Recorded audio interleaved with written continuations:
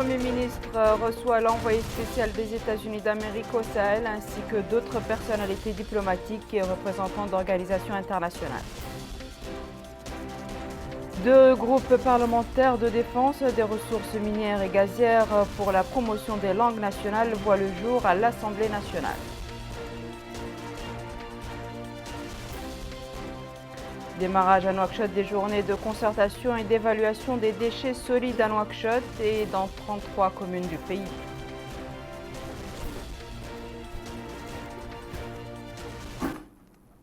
Bonsoir mesdames, mesdemoiselles et messieurs, merci de vous joindre à nous. Le courrier du président de la République avant de passer au développement de ses titres.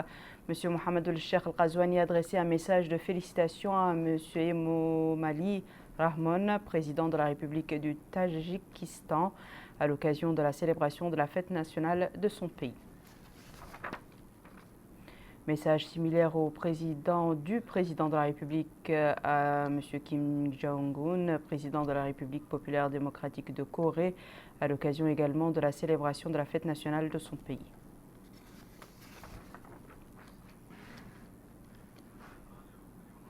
L'actualité nationale marquée par ailleurs ce jour par l'entrevue du Premier ministre, M. Mohamed Ould-Bilal, avec M. Peter Pham, envoyé spécial des États-Unis d'Amérique au Sahel. L'entretien a porté sur la situation sécuritaire dans la région du Sahel et d'autres questions d'intérêt commun.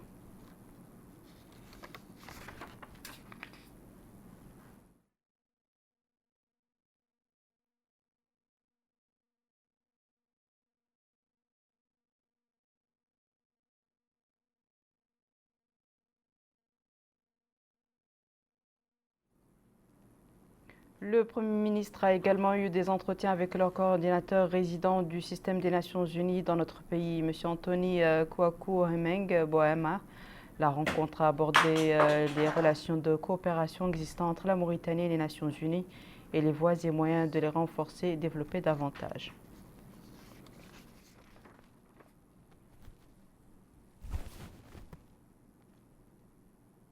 Le Premier ministre a ensuite reçu en audience l'ambassadrice de la République fédérale d'Allemagne en Mauritanie, Mme Gabriela Linda Gelil.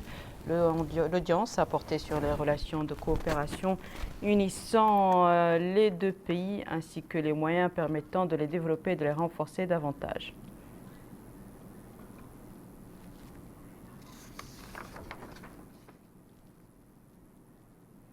Enfin, le Premier ministre a reçu ce matin M. Mohamed Moussa, directeur général de l'Agence pour la sécurité de la navigation aérienne en Afrique et à Madagascar. La réunion a porté sur les relations de coopération entre la Mauritanie et l'Agence continentale et les moyens de les renforcer et de les développer davantage.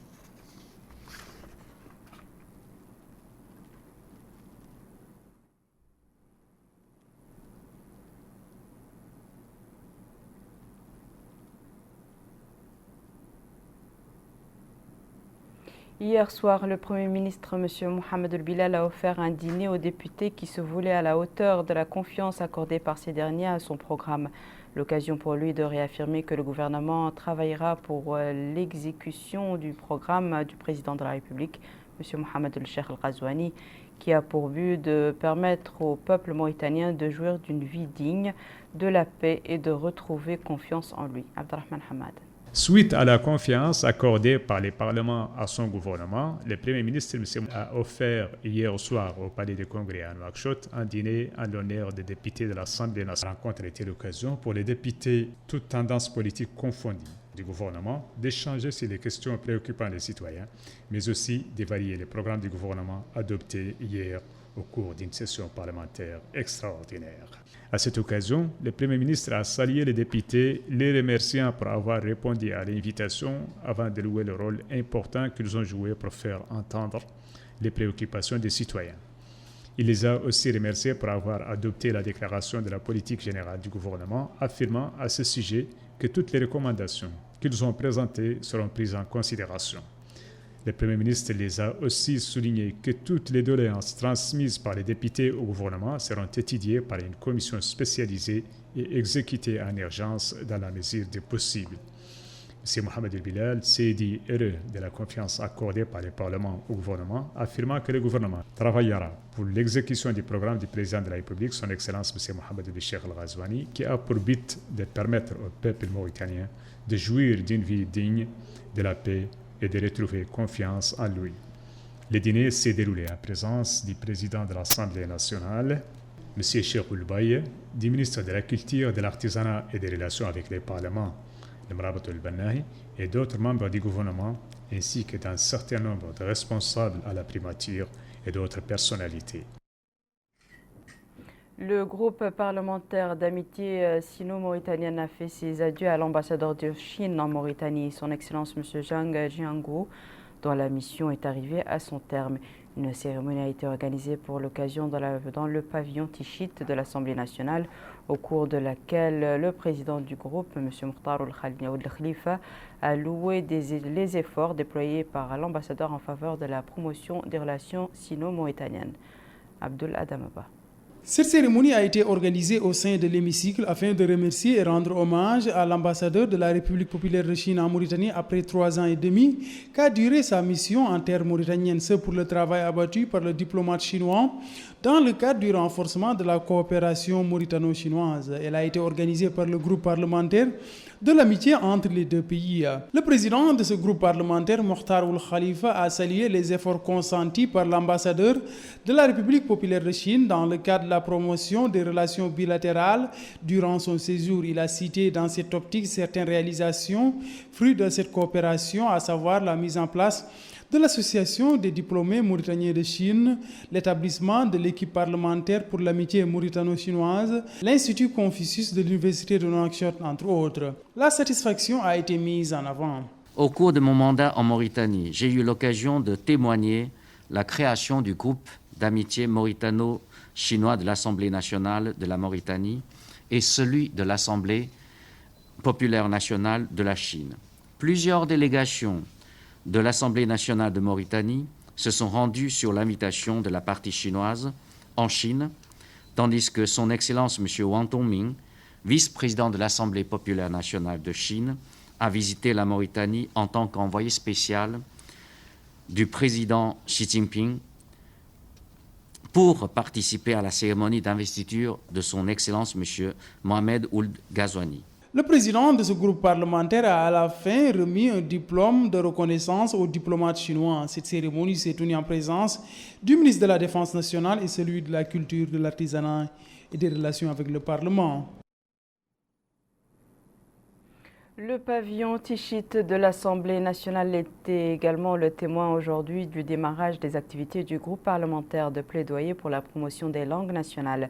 Le premier vice-président de l'Assemblée nationale, M. Hamadou Mouemou, a saisi l'opportunité de la cérémonie de lancement de ce groupe parlementaire pour affirmer que la communication entre les différentes composantes de toute société est le garant de sa cohésion et de son unité. Bokar Bayraba. Promouvoir les langues nationales, telle est la mission de ce groupe parlementaire qui s'attellera désormais à renforcer la cohésion sociale à travers le levier linguistique. Ainsi, le ministre de l'Éducation nationale, de la formation technique et de la réforme, Mohamed Melaini Noureyi, a loué la création de ce groupe qui vise à promouvoir les langues nationales. Il a ajouté que la promotion des langues nationales et leur ancrage figurent parmi les principaux axes de la réforme de l'enseignement qui est au cœur des ateliers de la politique générale du gouvernement.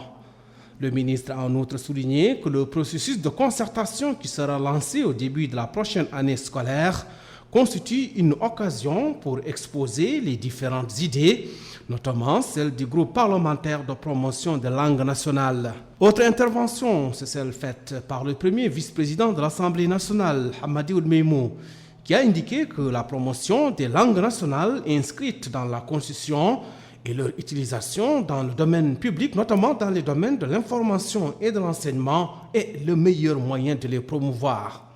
Il a ajouté que la réalisation de grands objectifs comme celui-ci exige la participation de toutes les forces vives et de l'ensemble des institutions.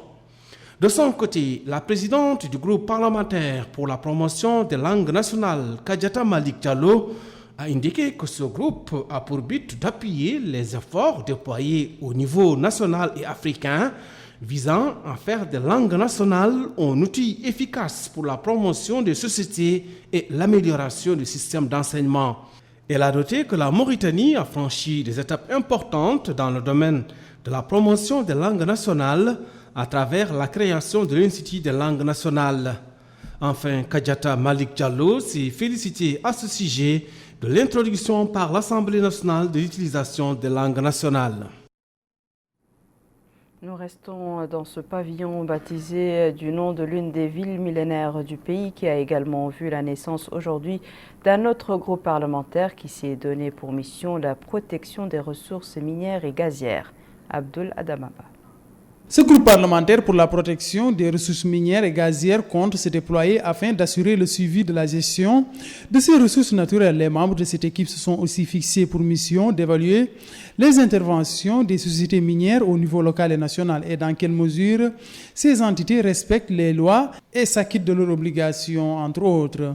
Cette cérémonie s'est tenue en présence du ministre du Pétrole, de l'Énergie et des Mines et de ses principaux collaborateurs et des députés membres de cette équipe.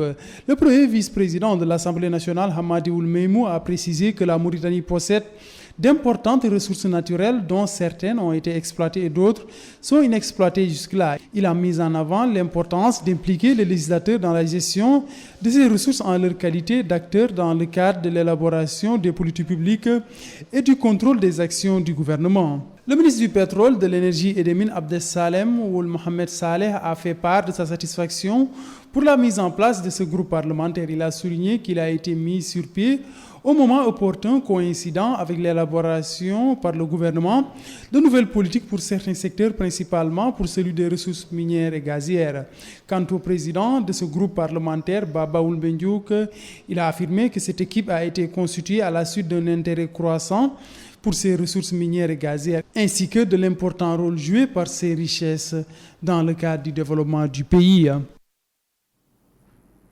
Retour sur les activités de l'envoyé spécial des États-Unis d'Amérique au Sahel. Peter Pham a eu aujourd'hui des contacts avec des membres du gouvernement, comme c'est le cas ici avec le ministre de la Justice, M. Mohamed Mahmoud le Cheikh Abdallah Ould Boye, avec lequel il a passé en revue des sujets relatifs aux relations de coopération judiciaire entre notre pays et les États-Unis d'Amérique.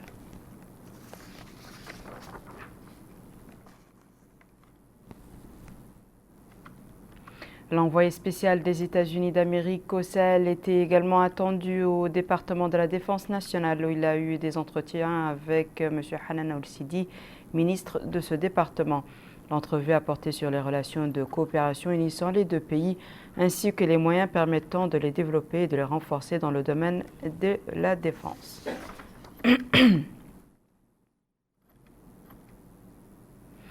Il faut désormais bien plus que des campagnes sporadiques pour résoudre l'épineux problème des déchets domestiques dans le milieu urbain. Une synergie des idées pourrait être la solution salvatrice tant pour la ville de Nouakchott que pour les 33 autres communes du pays. Ce matin, le ministère de l'Intérieur et de la Décentralisation a convoqué des journées de concertation sur la problématique des déchets. Objectif donner l'occasion aux parties concernées d'échanger sur les meilleurs moyens d'assurer la gestion des déchets solides au niveau de la capitale et dans 33 communes du pays. Retour à Abdelrahman Hamad. Ces journées de concertation et d'évaluation organisées par le ministère de l'Intérieur et de la Décentralisation portent sur les déchets solides à Nouakchott et dans les 33 communes du programme Awlawiyati dont la mise en œuvre relève du ministère de l'Intérieur et de la Décentralisation. Ouvrant les travaux de cette rencontre, le ministre de l'Intérieur et de la Décentralisation a indiqué que le président de la République, M. Mohamed El Cheikh El Ghazouani, a donné des instructions claires dès son arrivée au pouvoir de mettre en place des solutions adéquates et durables à la problématique des déchets. Dr Mohamed Salim El Merzouk a en outre affirmé que son département a lancé cette année une vaste opération pour la collecte et la gestion des déchets au niveau des 33 communes avec une enveloppe financière qui atteint 1,6 milliard d'anciennes ouïas destinée à l'appui des communes par les équipements nécessaires, la réhabilitation des dépôts et la création de 2100 emplois. Le maire de la commune de Tevra Zaine et le président de l'Association des maires de Mauritanie ont tour à tour loué l'organisation de ces journées et le renforcement de la décentralisation à travers l'implication des communes dans la gestion de leurs problèmes. Les participants à cette rencontre de 2 jours ont suivi un exposé sur les efforts du ministère de l'Intérieur et de la décentralisation visant l'assainissement de la capitale avant de se répartir en groupe pour l'évaluation des étapes précédentes du travail des communes dans les domaines de nettoyage et d'assainissement de leurs communes et les voies et moyens susceptibles d'améliorer leurs performances dans ce domaine. Le ministre de l'Éducation nationale, de la formation et de la réforme, M. Mohamed Mel'Aini Ouleyi, était ce matin l'hôte de l'Institut pédagogique national au fin de s'enquérir sur sa capacité à accompagner la réforme du secteur. Au terme de la visite, le ministre a tenu une réunion avec les cadres de l'inspection générale de l'IPN, de l'école normale supérieure et des écoles normales d'instituteurs. Melika Naqli. L'Institut pédagogique national a été l'objet de la visite d'information et d'inspection du ministre de l'Éducation nationale, de la formation technique et de la réforme, M. Mohamed Aynina Ouleyi. Cette visite a notamment pour but de s'informer sur sa capacité d'accompagner la réforme du secteur. Au cours de cette visite, le ministre s'est rendu dans les différentes parties de l'Institut où il a pu voir de visu les services fournis. Le ministre a suivi d'amples explications sur le rôle et la mission de cette importante institution dans le domaine de l'édition scolaire et sa fourniture aux établissements scolaires. Ces explications ont été données par le directeur et les techniciens en charge des différents services. Le ministre a, au cours de cette visite, pu s'informer des problèmes auxquels fait face l'Institut pédagogique national. Le ministre a également visité la salle de stockage des manuels scolaires déjà disponibles. Le directeur général de l'Institut pédagogique national indique que la visite du ministre s'inscrit dans le but de sa volonté de s'informer sur l'impression des manuels scolaires et sur la contribution de l'imprimerie de l'Institut à la réussite de la réforme. Le ministre a ainsi pu voir les différentes étapes et procédures utilisées. Le ministre était satisfait, dit-il, des prestations de l'Institut pédagogique national. Le ministre a tenu une réunion avec les cadres de l'inspection générale, de l'Institut pédagogique national, de l'école normale supérieure et des écoles normales d'instituteurs. Le ministre a demandé aux uns et aux autres de redoubler d'efforts afin de garantir le succès de leur mission. Pour l'inspecteur général de l'éducation, il a indiqué que la réunion s'inscrit dans le cadre de l'action entreprise par le département pour améliorer la qualité de l'enseignement à travers la révision des programmes et leur compatibilité avec les aspirations du citoyen. Il a précisé que la révision des programmes de la première et de la deuxième année du cycle fondamental constitue une base solide pour assurer la réforme de l'enseignement.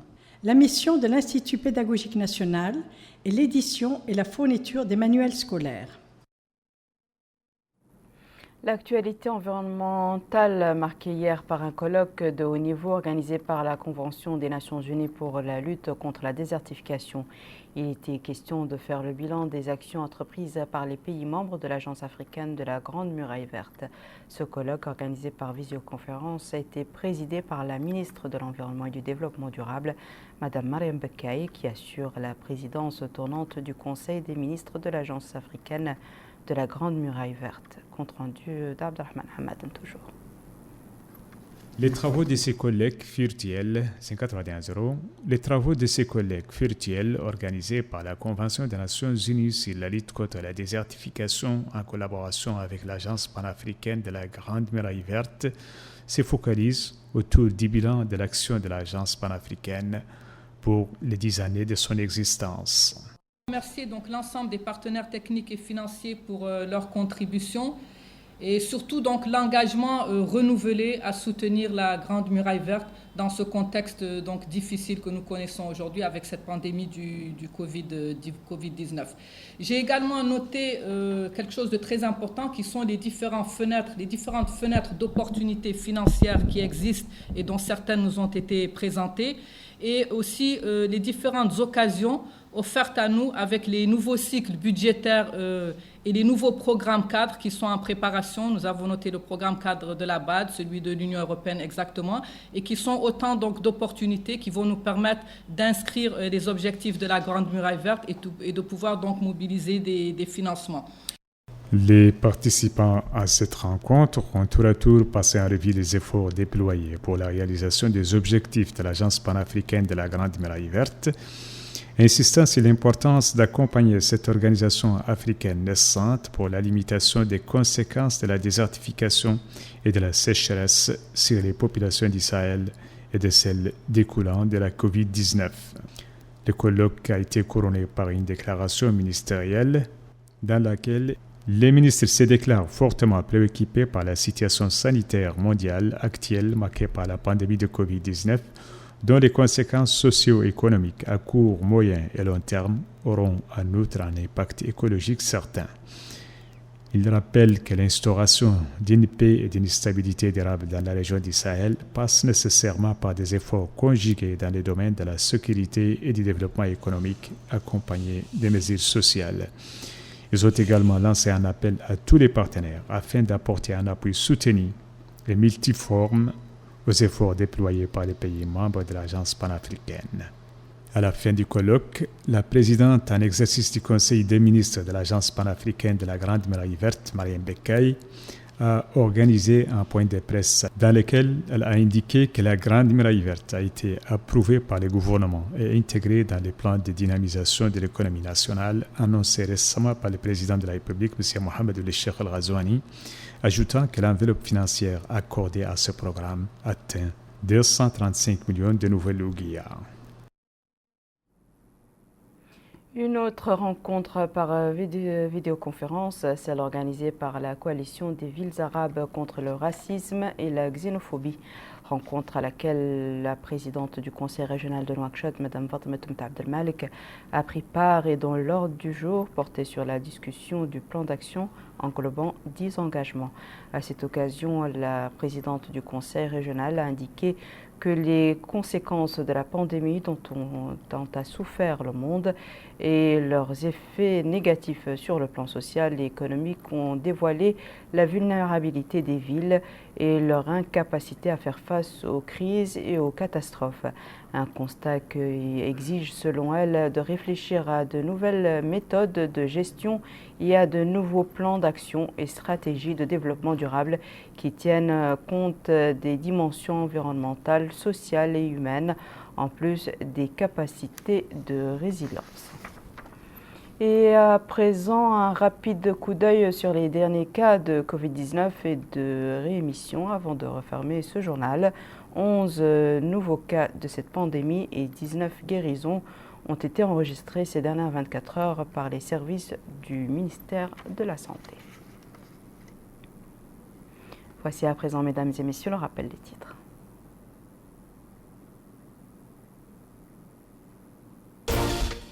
Le Premier ministre reçoit l'envoyé spécial des États-Unis d'Amérique au Sahel ainsi que d'autres personnalités diplomatiques et représentants d'organisations internationales.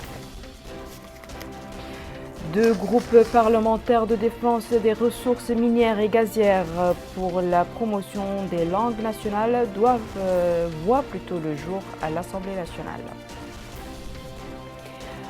Démarrage à Nouakchott des journées de concertation et d'évaluation des déchets solides à Nouakchott et dans 33 communes du pays.